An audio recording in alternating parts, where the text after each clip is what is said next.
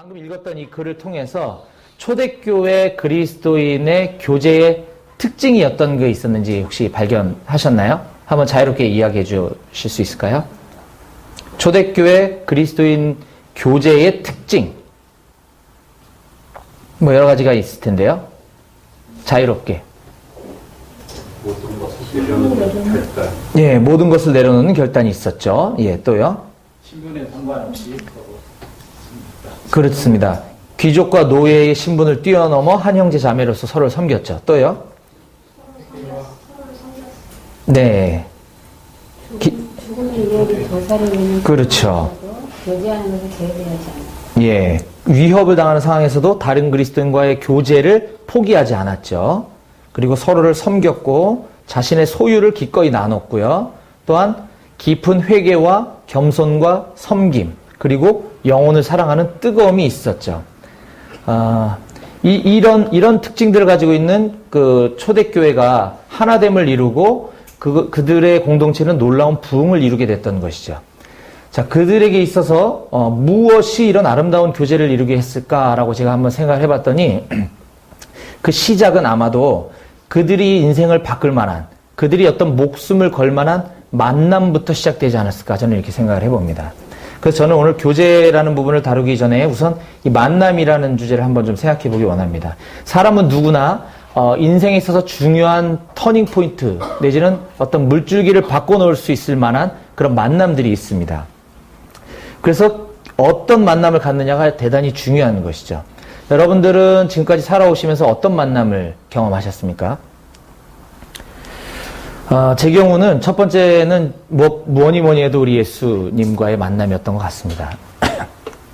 어렸을 때부터 오랫동안 교회는 다녔지만 30대가 넘어가고 또 한참 혈기왕성한 군대 생활까지 쭉 거쳐오는 동안 예수님보다는 그냥 종교적인 신앙생활을 해왔었고 또 군대 제대하고서 들어간 직장에서의 어떤 삶도 실패를 하고 또 사업도 조그맣게 했다가 또 실패를 하고 이러면서 경제적으로 매우 어려웠을 때 정말 방탕하게 술과 이렇게 지내했던 시절에 있었습니다. 그때 뒤에 또 얘기 나오겠지만 가족의 간절한 기도로 인해서 예수님을 인격적으로 경험하게 되었고 그 무렵에 제가 BBB를 만나게 되었고 제 인생이 이렇게 바뀌어서 오늘 여기까지 오게 된 것 같습니다. 모든 것이 하나님의 은혜이고요.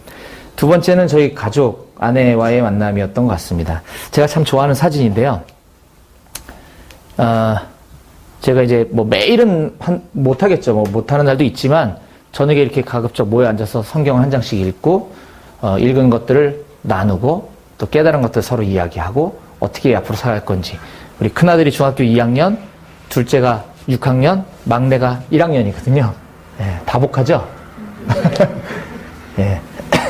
이런 가정을 이룰 수 있었던 것은 이제 아내와의 아마 만남이었던 것 같습니다. 아까 그 힘든 시절을 지나오는 동안 하루도 거르지 않고 술 마시고 괴로워하고 스트레스 받고 이러면서 이제 주일날은 교회 가서 아무 일도 없었다는 듯이 이렇게 앉아서 생긴 건 선하게 생기지 않았습니까? 예, 그래서 남들은 믿음 좋은 집사 이렇게 착각들을 하고 있을 때 저희 자매가 이제 매일 아침마다 제 발을 붙잡고 기도하는 것을 어느 날 술 너무 많이 먹어가지고 아침에 갈증이 나서 새벽에 눈을 떠봤더니 제 발을 붙잡고 기도하고 있더라고요. 저 그때 충격받았습니다. 예, 아마 그런 기도들이 또 쌓여서 이렇게 되지 않았을까 하는 생각을 하게 되고요. 세 번째는 제가 지금 섬기고 있는 BBB 양재 모임과의 만남입니다. 저 양재 모임 월요 모임 하고 있는 모습인데요. 그런 힘든 시절, 아무런 삶의 의미도 목적도 방향도 없이 이렇게 살던 시절, 어느 날 저희 직장 후배로부터 BBB를 소개받고, 2008년경으로 기억되는데, 그때 이제 모임에 처음 오게 됐습니다. 그때 저는, 다 똑같은 직장인들이라고 하는데, 그들이 주일도 아닌 평일날 저녁에 퇴근하고 모여서 이렇게 뜨겁게 찬양하고, 말씀을 공부하고, 간증을 하고 이런 것이 저에게는 엄청난 도전이었습니다. 그래서 저게 진짜일까? 이런 의심을 사실은 더 많이 했던 것 같아요. 저 모습이 진짜일까? 에이, 내가 그랬던 것처럼 여기서는 저러고 안 그러겠지. 예, 근데 계속 지내보니까 그게 정말이더라고요. 그래서 막연하게나마 나도 저렇게 살 수 있을까? 저렇게 살았으면 좋겠다. 이런 기대를 했던 것이 지금도 생생히 기억이 납니다. 이 비비비와의 만남이 제 인생을 바꿔놓은 또 하나의 중요한 사건이었던 것 같고요. 또 하나는 비비비 중국 지체들과의 만남이 있었습니다. 2013년이죠. 예, 2013년 구정 때 저희 모임의 몇몇 지체들의 권면에 의해서 처음으로 뭣도 모르고 이제 따라갔던 상해 비비비 컨퍼런스를 통해서 그때 중국에도 우리 비비비가 있구나. 거기 뭐 한국인, 조선족, 뭐 한족 분들 골고루 계셨지만 그들의 순수한 신앙을 보고 굉장히 도전을 많이 받았고, 그 모임을 만들고 지금까지 이끌어왔던 그 리더인 우리 정민호 형제의 삶을 통해서 굉장히 또 도전을 많이 받았고, 우리가 직장 선교 했는 이 직장 선교가 내 직장 안에만 머물러 있는 줄 알았더니 이 직장 선교의 모델을 가지고 땅끝까지 복음이 전해질 수 있겠구나 라는 것을 그때 경험하게 되었습니다.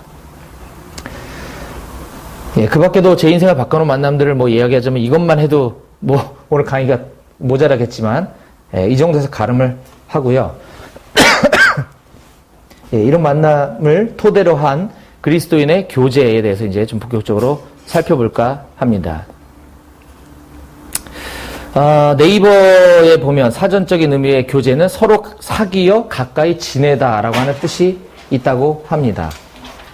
예, 그런데 성경이 말하고 있는 교제란, 그리스도인의 교제란 두 가지 의미를 가지고 있다고 합니다. 하나는 하나님과 당신의 피조물인 우리 인간과의 교제와, 또 하나는 우리 그리스도 안에서 이루어진 우리 사람과 사람, 인간과 인간 사이의 교제를 말한다는 것이죠. 이게 성경적인 의미의 두 가지 교제입니다. 말씀과 기도를 통한 하나님과의 교제, 또 중요할 뿐만 아니라 하나님께서는 우리로 하여금 이와 같은 다른 그리스도인들과의 교제를 원하신다는 사실을 우리가 반드시 기억해야 되겠습니다.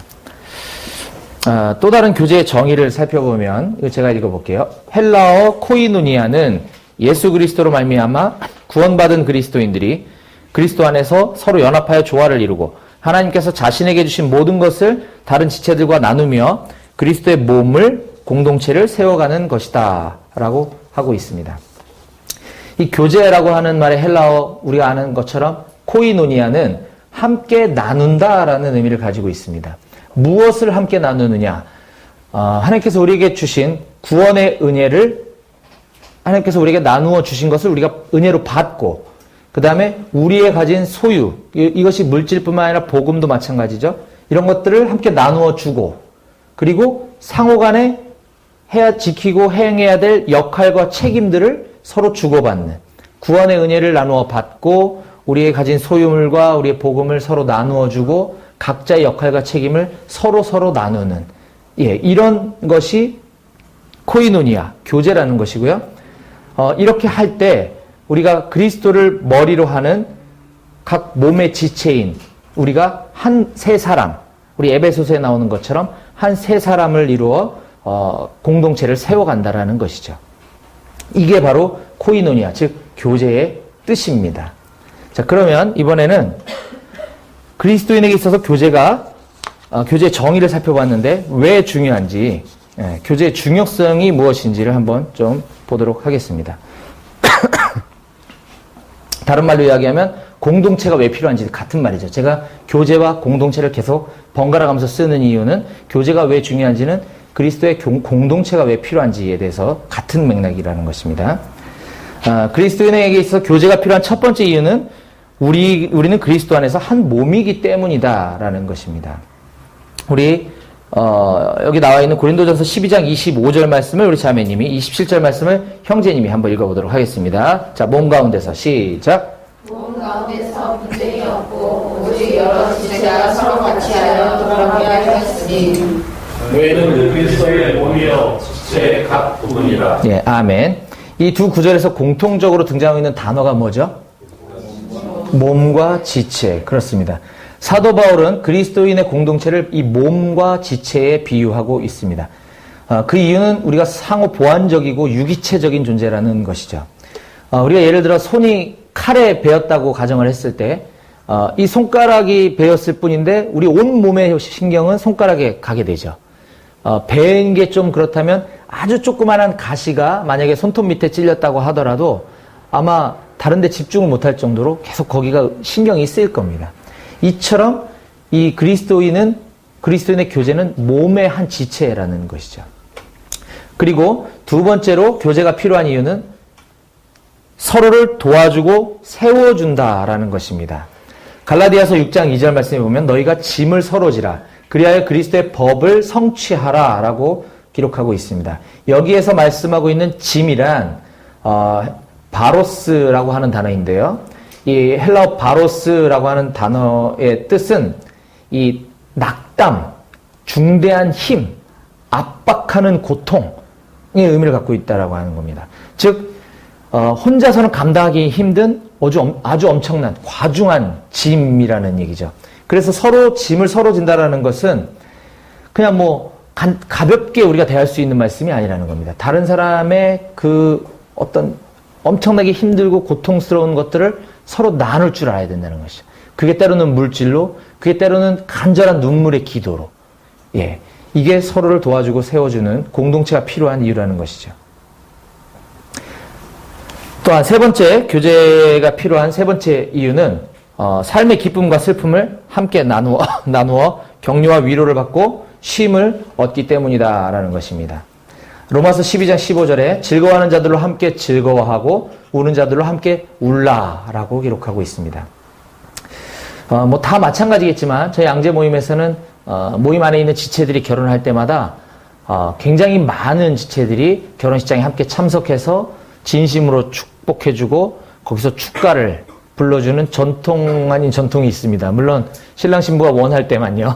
네. 그런데 그 결혼식 축가의 장면이 굉장히 은혜롭다는 말을 많이 합니다. 믿지 않는 하객들도 왔다가 굉장히 도전을 받고 은혜를 받았다라는 얘기를 하죠. 거의 마치 뭐 성가대 수준 아닙니까? 네. 지금 이 시간에도 용산에 있는 웨딩홀에서 저희 모임에 있는 자매가 12시부터 결혼식을 하고 있습니다. 지금 저 빼고 지금 다 거기 가 있을 겁니다. 아마 제 강의 때문에 어쩔 수 없이 여기 와 있는데. 네, 이처럼 삶의 기쁨과 슬픔을 함께 나누는 거. 토요일 날 솔직히 나는 훈련생도 아니고 모임에서 전도하러 가자고도 안 하고 뭐 없는데 굳이 집에서 쉬는 게 낫지 거길 뭐하러 가고 싶겠습니까? 그렇죠? 우리 한 몸이기 때문에 가는 것이죠. 네. 또한 저희 모임에 있는 정형제라는 분이 있는데 이분은 직장에서 과거에 중국 광저우의 주재원으로 파견을 받아서 갔다가 거기서 근무하면서 홍형제 부부를 만나서 양육을 시작을 했습니다. 그래서 거기에 BBB 광저우 모임을 만들고 한참 모임이 커져가던 무렵에 회사에서 복귀하라고 해서 들어오게 됐죠. 예, 그런 상태에서 그 남아있던 홍형제가 모임을 어렵게 이끌어가던 중에 이게 홍형제인데요. 저 밑에 그 옆에 있는 자매님, 애기 안고 있는 자매님의 예, 죄송합니다. 자매님의 아버님께서 위독하다라는 연락을 해외에서 이제 연락을 받았습니다. 그 이야기를 들은 우리 모임의 정형제는 밤 12시 평일날 밤 12시가 넘은 시각이었는데 의정부에 사는 저 배자매님의 아버님이 계신 중환자실로 아버님은 본 적도 없잖아요. 그렇죠? 배자매가 홍형제는 중국에 있고 예, 근데 저희 정형제가 밤 12시에 내일 출근해야 되는데 불구하고 달려가서 의식도 희미한 아버님을 붙잡고 복음을 전하고 새벽 3, 4시까지 복음을 전하고 그 다음날 출근했더니 그날 소천하셨다는 소식을 들었습니다. 그때 이제 그 소식을 듣고 저희 양재 지체들은 이때만 하더라도 우리 홍형제 배자매를 본 사람들이 거의 없었어요. 근데 간절히 기도했죠. 아버님의 영혼을 영접하게 도와달라고 간절히 기도하고 아버님은 영접하시고 천국 가셨고 그 소식을 전해들은 이제 홍형제와 배자매가 장례식 절차를 다 마치고 3일 후가 월요일이었거든요. 장례를 치른 3일 뒤 월요일 날 저희 모임에 와서 기도해 주셔서 고맙다고 인사하는 장면입니다. 이게 삶의 기쁨, 아까는 기쁨, 이건 슬픔이죠. 슬픔과 기쁨을 함께하는 진정한 공동체. 지금 저 형제 부부는 다시 충칭, 중경으로 가서 지금 커피숍을 운영하면서 아직 저희 BBB에서 훈련을 받지 않았어요. 근데 그 정형제하고 지금도 스카이프로 일주일에 한 번씩 맨투맨을 양육을 하고 있습니다. 그래서 거기서 중국인 모임, 한국인 모임, 대학생 모임 3개 모임을 지금 운영하고 있고요. 저희 양재 모임이 올 여름 8월 며칠이죠? 11일부터 홍성도 선장님이 대답해 주시네. 8월 11일부터 15일까지 4박 5일 동안 바로 홍영재가 사역하고 있는 충칭에 가서 그 지체들을 돕고 같이 함께 사역을 하려고 지금 준비하고 있습니다. 생각나시는 분들을 이를 위해서 기도를 부탁드리겠습니다. 자, 교제가 필요한 네 번째 이유는 서로의 성장을 도와주기 때문입니다. 잠언 27장 17절에 보면 우리가 아는 것처럼 철이 철을 날카롭게 하는 것 같이 사람이 그의 친구의 얼굴을 빛나게 하느니라 라고 말씀하고 있습니다. 누구와 교제하느냐, 어떤 교제권, 어떤 공동체에 있느냐가 나의 성장을 만들어줄 수 있다라는 것이죠. 내가 지금 누구와 교제하고 있는가, 내가 지금 어느 공동체에 있느냐가 그만큼 중요하다는 얘기입니다. 이번에도 사례를 말씀드리면 어제 저희 모임에서는 저희가 이제 순장 모임을 매주 목요일마다 해요. 여기 계신 여러분들도 이제 BTC 수료하면 이제 정기 모임, 월요 모임 또는 화요 모임뿐만 아니라 순장 모임을 또 나가셔야 되잖아요. 다 알고 훈련 받으시는 건가 지금? 당연히 아시겠죠? 그렇죠. 예. 순장 모임이 있습니다. 처음 들어보신 거 아니시죠? 처음 들으시는 분이시고, 예, 그럴 수 있습니다. 그럴 수 있습니다. 예. 지금 이제 들으셨으니까, 예.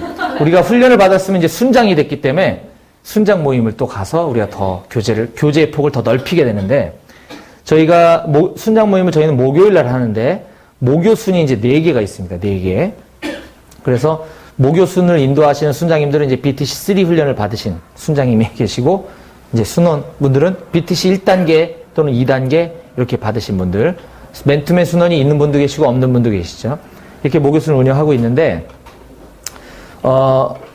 우리가 이제 해마다 모임에서 여기도 이제 다른 모임도 많이 하고 있는 걸로 알고 있는데, 직장인 초청의 방, 요거를 BTC3에서는 이제 그룹 전도라고 하는 것으로 우리가 배우게 됩니다. 나중에 여러분들 배우시게 될 건데, 우리가 그룹 전도하기 위한 전략 직장을 선정하고, 그곳을 접촉하고, 우리가 그 프로그램을 기획해서 각자 역할 분담, 너는 사회, 너는 간증, 너는 영상, 너는 메시지, 뭐 안내, 뭐 이렇게 해서 이 4-5명이 그런 것들을 역할을 분담해서 그 남의 직장에 들어가 가지고 거기서 이 복음 메시지를 선포하는 겁니다. 이 그룹 전도를 하는데, 올해는 저희도 처음으로 우리 모교 순별로, 그 4개 순별로 각각 그룹 전도를 해보자.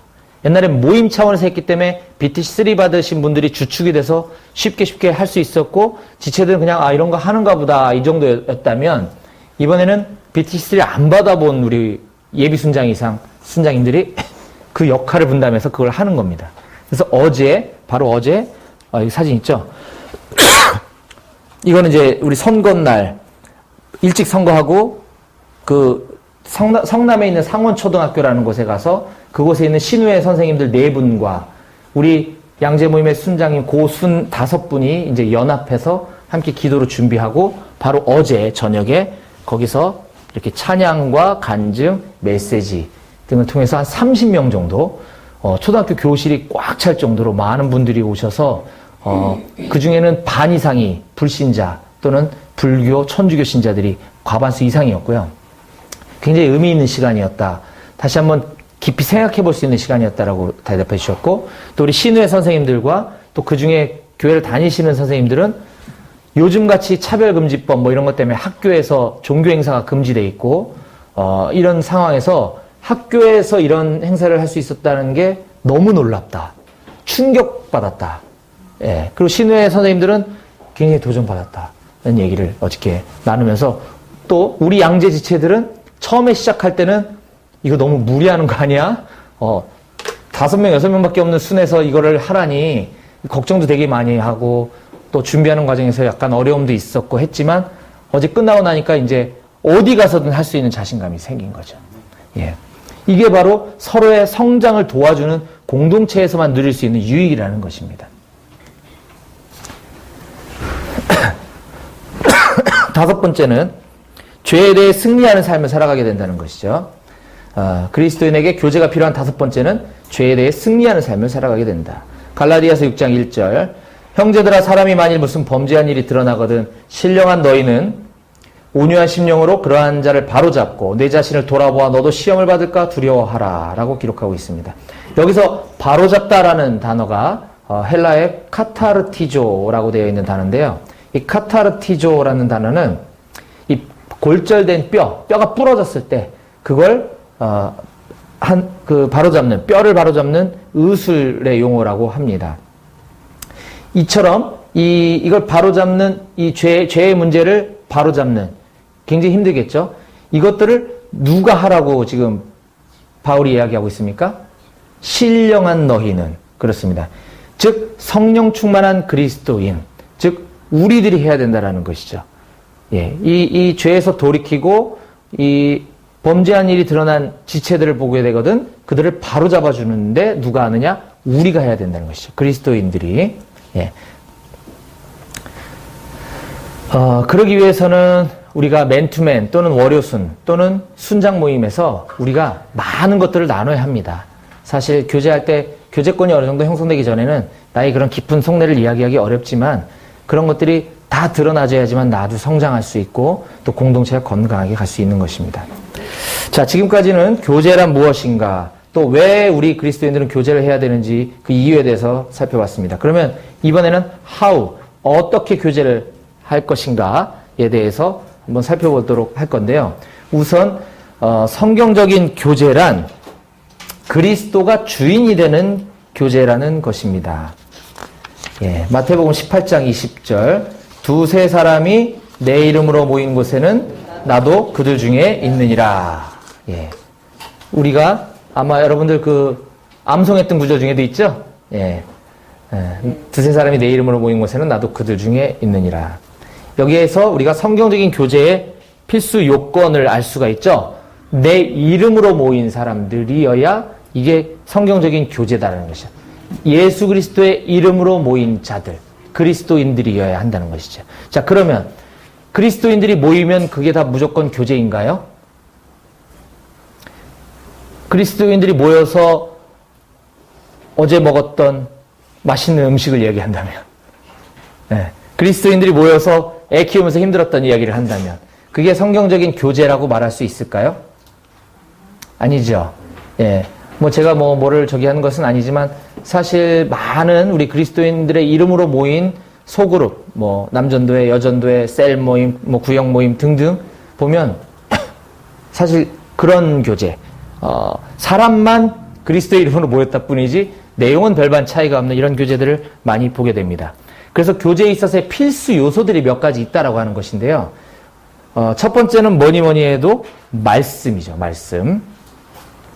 예, 초대교회도 그들이 사도의 가르침을 받아 서로 교제했다라고 기록하고 있습니다. 말씀이 빠져 있는 교제는 성경적인 교제라고 이야기하기가 어렵습니다. 그래서 우리가 모일 때마다 오늘 묵상했던 큐티했던 말씀을 나누고 어제 암송했던 말씀을 나누고 하는 것이 대단히 중요하다는 것이죠. 그래서 우리 BBB에서도 각종 모임, 정기 모임 때마다, 순장 모임 때마다, 또 저희 같은 경우 또 사역자, 핵심 순장 모임 할 때마다, 뭐 맨투맨 할 때마다 늘 말씀을 나누는 거죠. 맨투맨 하면서 그냥 뭐 야구 얘기만 하면 그게 무슨 맨투맨입니까? 물론 이제 형제가 많이 지치고 힘들었을 때 이제 삶을 들어주고 삶을 나누고 하는 교제 필요하지만 우리가 반드시 말씀으로 건면해 줘야 된다는 것을 잊지 말으셔야 되겠습니다. 여러분들 BBB에 오셔서 말씀에 성장이 있으셨습니까? 자신이 없으십니까? 예. 뭐 스스로 있다고 얘기하기 쑥스러워진 줄로 압니다. 네. 하지만 분명한 것은 BB 오기 전과 후가 또 지금 여기 BTC 훈련까지 오기까지 과정이 분명히 달랐을 거라고 저는 확신합니다. 예. 그렇다면 이제 우리가 BTC 훈련을 마치고 순장의 삶을 살아감에 있어서 조금 더 강도 높은 또 다른 성장을 바라보면서 이번에 또 내가 나보다 우리 연약한 지체들을 돌보기 위한 순장의 삶을 반드시 살으시기를 제가 주님의 이름으로 부탁드리겠습니다. 예, 우리가 훈련만 받고 마는 것은 이 훈련 기간이 아무 의미가 없는 겁니다. 맞죠? 예, 그렇습니다. 자, 두 번째는 기도죠. 기도. 말씀과 기도. 형제들아, 우리를 위하여 기도하라. 예, 말씀이 어떤 힘의 원천이라면 그 기도는 그 힘을 전달하는 통로라고 이야기들 합니다. 그래서 사도 바울같이 이렇게 위대한 사역자도 나를 위해서 기도해달라, 우리를 위해서 기도해달라고 이렇게 요청하고 있는 것입니다. 그래서 우리가 모일 때 말씀을 나눌 뿐만 아니라 반드시 기도해야지 그게 성경적인 그리스도인의 교제라는 것이죠. 우리가 옆에 있는 형제자매들을 위해서 해줄 수 있는 가장 큰 건 아마 기도가 아닐까 싶습니다. 네. 우리 해줄 수 있는 게 뭐 얼마나 있겠습니까? 그렇죠? 누군가에 위해서 간절히 기도한다는 건 그 사람의 삶에 내가 깊이 관여하고 있는 것이고 그 사람의 아픔이 내 아픔이 되어져야 한다는 거죠. 그런 기도를 말하는 것입니다. 저희 양재 모임은 매주 토요일 날 아침 6시 반에 모여서 새벽 기도를 합니다. 제가 그러니까 일주일에 3번 모이는 거죠. 월요일 날 정기 모임, 목요일 날 순장 모임, 토요일 날 새벽 기도. 네, 그래서 방금 전에도 제가 저희 새벽 기도를 하고 거기서 이제 기도 인도도 하고 그리고 이제 지체들은 예식장으로 보내고 저는 이제 이쪽으로 온 거죠. 거기서 우리 공동체를 위해서, 우리 BBB를 위해서, 내 순원을 위해서, 여기 계신 훈련생분들을 위해서 예, 저희가 계속 기도하고 있는 거죠. 여러분들이 여기서 이렇게 지금까지 훈련을 잘 받고 계신 건 저희의 기도의 영향도 있는 줄 압니다. 네, 감사합니다. 네. 다음은 뭐 떡을 땜. 네. 세 번째 교제 필수 요소는 함께 떡을 떼며 교제했다라는 것이죠. 초대교회 교인들은 각 가정에 모여서 함께 음식을 나눴다라는 거죠. 예, 그러면서 삶을 나눌 때 좀 더 자연스럽고 친밀한 관계가 형성될 수 있는 것 같습니다. 우리에게 적용해 보자면 우리가 가정을 오픈하는 건 나의 모든 걸 다 보여주는 거잖아요. 아까처럼 모임에 와서는 뭐 이런 것처럼 얘기하고 가정에서는 다른 삶을 살고 있다면 가정을 오픈해서 초대할 수 있을까요? 쉽지 않겠죠. 예, 그런 거죠. 그래서 모임의 지체들을 가정에 초대하고 또 초대받아서 가고 서로 이렇게 왔다 갔다 하면서 그 가정에 있는 자녀들을 축복해주고 하는 것이 우리가 교제하는 데 있어서 필요한 것입니다. 또 예배와 찬양, 삶을 나눔. 또 중요한 교제의 요소 중에 하나는 중요한 건 삶을 나누라는 것이죠. 서로 돌아보아 사랑과 선행을 격려하며 모이기를 패하는 어떤 사람들의 습관과 같이 하지 말고 오직 권하여 그날이 가까움을 볼수록 더욱 그리하자. 예. 그 어떤 훌륭한 말이나 이런 강의보다 더 중요한 건 효과적인 건 그 사람의 삶을 통한 가르침입니다. 제가 여기까지 올 수 있었던 것도 저희 순장님들의 삶과 우리 BBB의 정말 그 훌륭한 존경할 만한 삶을 살고 계신 순장님들을 바라보면서 부족하지만 저도 그 길을 따라온 것이거든요. 예. 그 삶으로 나누는 간증과 삶으로 전하는 강의, 삶으로 전하는 메시지에 능력이 있는 줄 믿습니다. 그래서 사람을 변화시키는 건 어떤 탁월한 언변, 말에 있는 것이 아니라 본이 되는 한 사람의 삶인 줄로 믿습니다. 네. 하지만 사탄은 우리 그리스도인들이 이렇게 아름다운 교제를 이루어 성장하는 것을 가만 놔둘 수 있을까요? 피곤하시죠? 귀찮으신가? 마지막 강의인데 이제 이 강의가 그리워지실 텐데 아마 BTC 훈련 가서 강의 듣고 싶다 아마 그럼 이제 투를 받으셔야 하는 겁니다. 네. 성경적인 교제를 하지 못하도록 방해하는 요소들이 이거 말고도 많겠지만 교제에는 한 10가지 정도를 이렇게 쭉 언급하고 있습니다. 예, 여기서 몇 가지를 한번 쭉 살펴보면 먼저 쓴뿌리가 있다라는 것이죠.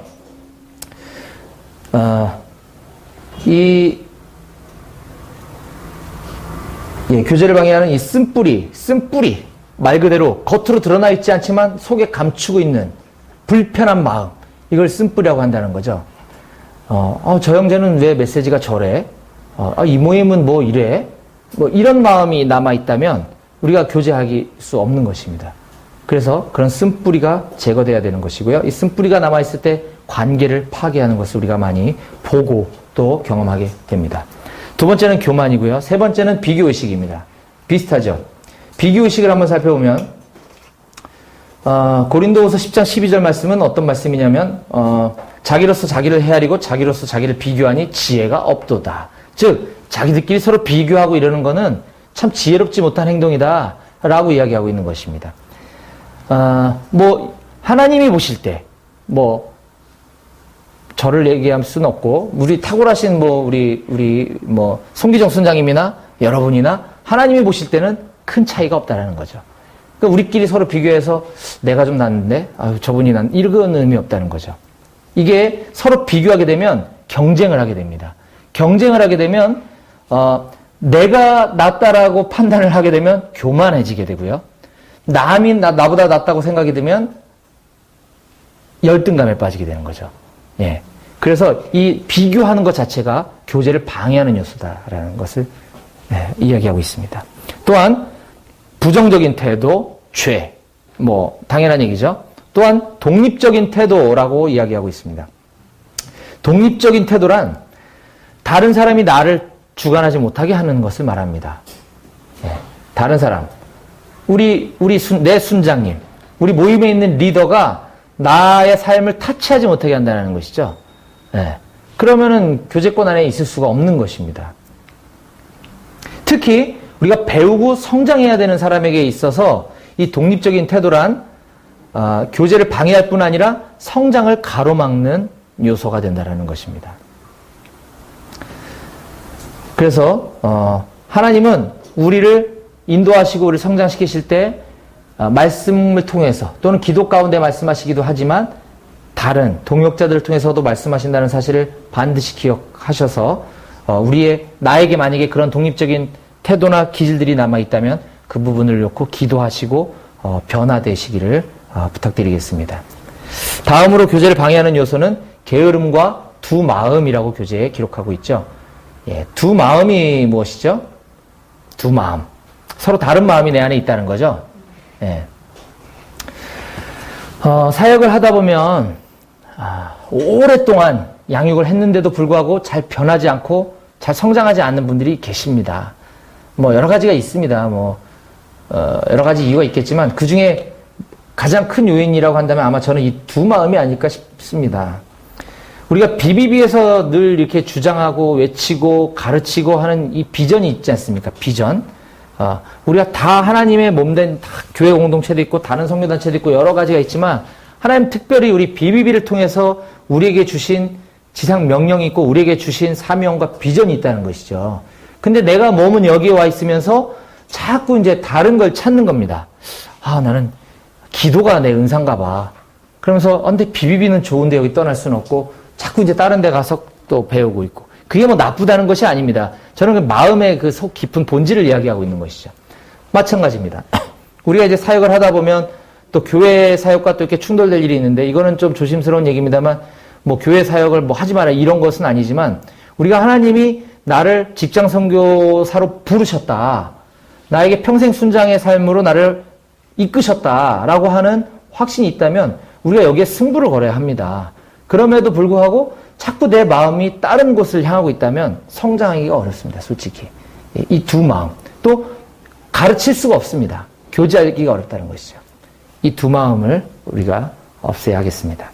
또한 교제의 준비가 안 되었을 때 교제의 준비, 교제할 준비가 안 됐다는 겁니다. 교제 책을 준비 안 했다는 게 아니고요. 교제할 준비가 안 돼 있을 때와 바쁜 활동, 교제를 가로막는 것 중에 또 가장 중요한 이 바쁜 활동이 있습니다. 바쁜 활동. 현대사회는 점점 분주해져만 가죠. 아마 여기 계신 저와 여러분 모두 다 바쁜 줄 압니다. 그 바쁜 와중 가운데 여러분들이 훈련받고 계시는 거 정말 대단하신 건데요. 우리가 삶에 있어서 우선순위를 잘 조정하지 않으면 이 교제와 또 교제를 통한 성장을 이룰 수가 없습니다. 그래서 여러분들이 훈련 받으실 때 이런 주간 계획표를 아마 작성하셨을 거예요. 그렇죠? 저도 BT3 받을 때 이런 제 건데 주간 계획표를 작성했었고요. 근데 이 참으로 안타까운 것은 이게 훈련 받을 때는 작성하는데 훈련 끝나면 안 한다는 거예요. 그런데 꼭 뭐 이렇게 하면 좋겠지만 어떤 형태로든 우리가 삶을 잘 계획하고 조직화하는 삶을 살아달라는 것을 제가 부탁드리고 싶은 겁니다. 그래서 저는 저희 이제 양재 모임에서는 연말이 되면 OATE라고 하는 이렇게 내년도 계획을 수립할 때에 있어서 이런 내년도 나의 오브젝티브와 액티비티, 타임테이블들을 작성하고 이걸 주간예정표상에 기록하는 것을 훈련시킵니다. 그리고 저걸 가지고 맨투맨 선생님들이 계속 독려하고 점검을 하고 있죠. 그리고 저는 개인적으로 네이버 캘린더라고 하는 이제 프로그램을 사용하고 있습니다. 아까 주간 훈련 계획표하고 별반 다르지 않죠? 인터넷과 스마트폰 이렇게 연동이 되고요. 이렇게 월간, 주간, 그리고 일간, 오늘 제 스케줄이죠. 오늘 제 스케줄이고 지금 현재 시간 저는 여기 와서 강의를 하고 있는 것이죠. 네. 어떤 방법으로든 시간을 계획하고 조직화하고 하지 않으면 우리가 교제하기가 어렵습니다. 우리가 이렇게 여기 뭐 저보다 더 탁월하게 하시는 분도 계신 줄로 아는데 이렇게 우리가 시간을 관리하다 보면 우리가 바쁘다 시간 없다 얘기했지만 사실은 내가 좋아하는 일들은 다 하고 있다라는 것을 깨닫게 됩니다. 네. 그리고 내가 바쁘기도 하지만 사실은 시간을 효율적으로 관리하고 있지 못하다는 것을 발견하게 돼요. 그러니까 저도 제가 순환일 때 제 순장님들의 삶을 보면 저거 어떻게 다 하고 살지? 참 이해하기 힘들었거든요. 근데 이렇게 배우면서 성장하다 보니까 저도 지금 그런 비슷한 삶을 살고 있더라고요. 이게 이제 시간 계획 관리하는 게 되게 중요합니다. 그리고 이제 교제에 임하는 자세인데요. 교제할 때는 개인적으로든 또 공동체적으로든 적극적으로 배우고 자 하는 자세가 중요하고 여기 쭉쭉쭉 해서 10가지 정도를 언급하고 있습니다. 이걸 뭐 다 이야기할 수는 없고요. 적극적으로 배우고자 하는 자세에서 저는 이거 하나 말씀드리고 싶습니다. 모이기를 힘써 주시기 바랍니다. 적극적으로 배울 때에는 반드시 모여야 합니다. 공동체가 가는 곳에 거기 가면 뭘 하는데요? 무슨 유익이 있는데요? 이걸 계산할 것이 아니라 그냥 가셔야 됩니다. 그냥. 지역 모임에서 하는 모든 행사에, 본부에서 하는 우리 직장인 선교대회, 순장 금식기도회, 뭐 양재 모임이라면 새벽기도, 뭐 결혼식 심지어 무조건 가셔야 합니다. 적극적으로. 또한 솔직한 의사소통을 제가 좀 부탁을 드리고 싶습니다. 교제에 임하는 자세에 있어서 솔직한 의사소통. 아까 언급한 부분과 비슷하죠. 나의 삶을 다 오픈하고 솔직하게 이야기해야지만 내가 성장을 할 수 있고 또 순장님이 나를 도와주실 수가 있습니다. 또 여러분들이 이제 순장님이 되실 텐데 순원에게도 이것을 가르쳐 주셔야 하고 그런데 너 왜 솔직하지 못해? 솔직해 빨리. 이렇게 한다고 솔직해지지가 않습니다. 시간이 필요해요. 맞죠? 그러기 위해서는 충분히 내 삶을 먼저 솔직하게 나눠줘야 되고 내 순원한테 그리고 신뢰와 사랑을 보여줄 때 그리고 시간이 어느 정도 지났을 때 이런 교제권이 형성되는 것입니다. 그래서 솔직한 의사소통을 제가 부탁을 드리고요. 서로 같은 뜻을 품어달라라는 거 강조하고 싶습니다. 같은 마음과 같은 뜻. 얼마 전에 대통령 선거 있었죠. 참 대통령 선거 과정을 지켜보면서 너무 마음이 아팠습니다. 대통령 선거가 끝난 다음에도 마찬가지입니다. 어떤 사람들은 지금 이제 문 대통령님이 당선됨으로 인해서 이제 새 나라, 새 역사, 새 빛이 우리나라에 임하게 될 거다. 뭐 너무 흥분을 감추지 못합니다. 뭐 좋은 거긴 합니다. 하지만 사람을 의지하는 거는 바람직하지는 않은 것 같아요. 근데 반대쪽에서는 이제 우리나라 큰일 났다. 이제 망하게 생겼다. 이제 어떡하냐? 이렇게 생각을 합니다. 근데 누가 대통령이 돼요? 우리가 성경에도 많이 보지 않습니까? 하나님께서 통치자를 세워주신 거고 하나님께서는 어떤 왕을 통해서든 하나님의 뜻을 이루어 가신다는 것을 우리가 신뢰해야 되고 우리가 해야 될 것은 하나님께서 문 대통령님을 통해서 이 나라를 통치해 주실 것을 기도할 뿐이지 대통령 막 사람을 의지한다거나 오히려 반대로 막 이민 갈 준비를 한다거나 이래서는 안 된다는 것이죠. 그것 때문에 그리스도인들끼리 싸운다거나 절대 안 되는 것입니다. 그래서 저는 공동체 안에서 수모임 때나 또는 이 SNS상에서도 절대 그런 어떤 정치적인 생각들 이런 것들을 올리지 못하게 합니다. 그거는 교제를 방해하는 겁니다. 우리의 공동체의 본질은 정치적인 이슈가 아니잖아요. 그죠? 그것 때문에 우리가 마음상에서는 절대 안 되겠습니다. 비본질이라는 거죠. 신학적인 논쟁이 분분했었던 17세기의 독일의 신학자 멜데니우스라고 하는 사람도 이렇게 이야기했다고 합니다. 본질적인 것에는 일치를, 비본질적인 것에는 자유를, 그리고 모든 것에는 사랑을. 이게 우리한테도 필요한 말인 것 같습니다. 본질적인 것에는 일치. 우리에게 있어서 본질은 무엇입니까? 직장 선교, 전도 제자화죠. 본질적인 것에는 일치를, 비본질적인 것에는 자유를, 그리고 모든 것에는 사랑을. 그렇습니다. 우리는 단순히 친교를 하기 위한 공동체가 아니고요. 우리가 정치 토론을 하기 위한 공동체도 아니고요. 우리는 오직 주님의 지상명령 성취를 돕기 위한, 주님의 명령에 우리가 순종하기 위한 모임일 뿐이고, 우리가 전도와 양육, 제자와 이것이 우리의 본질임을 꼭 기억하셔서 다른 것들 때문에 서로 상처받고 마음 상하고 하는 일이 없으셨으면 좋겠습니다. 자, 이상으로 이제 교제에 임하는 10가지 자세를 쭉 살펴봤고요. 우리가 이제 적용할 수 있는 교제들이 쭉 교재에 나와 있습니다. 적용할 수 있는 교재가 교재에 나와 있습니다. 죄송합니다. 이 외에도, 이런 많은 것들 외에도 여러분들이 많은 것들 응용할 수 있을 것 같아요. 그쵸? 여기 뭐 쭉 나와 있죠. 저는 얼마 전에 맨투맨 순원분들과 뮤지컬 더 북이라고 하는 종교개혁 500주년 기념 뮤지컬 보신 분들 계시죠? 우리 순원들과 함께 뮤지컬 보러 가기도 했었고요. 또 아까 얘기한 것처럼 뭐 저희 집에 초대해서 식사를 같이 한다거나 뭐 사우나를 같이 간다거나 뭐 이런 다양한 교제 방법들을 우리가 적용할 수 있을 것 같습니다. 이 외에도 여러분들이 맞게 좋은 생각과 어떤 또 창의적인 방법들이 있다면 적용해 보시기를 부탁드리겠습니다. 자, 지금까지 저는 많은 교제가 무엇이고 교제가 왜 필요하고 어떻게 교제를 해야 되는 것인지에 대해서 이론적인 내용들과 성경적인 지식들, 그리고 제가 사역하고 있는 우리 양재 모임의 많은 사례들을 가지고 쭉 설명을 드렸습니다. 교재에 보면 이제 사례 연구 1, 2가 나와 있는데요. 이거는 오늘 우리가 여기서 나누지 않고 여러분들이 꼭 이제 마지막 수업 끝났다 책 집어 던지지 마시고 꼭 한번 읽어주세요. 읽어주실 건가요? 네. 안 읽으실 거면 지금 읽고요. 읽어주실 건가요? 네. 예. 꼭 한번 읽고, 이게 실제 있었던 사례거든요. 우리 BBB에. 예. 그 사례를 통해서 여러분들이 무엇을 내가 느끼었는지, 내가 어떤 순장이 되어야 되겠는지를 꼭 고민해 보시기를 부탁을 드리겠습니다. 자, 이제 강의를 마무리하겠습니다.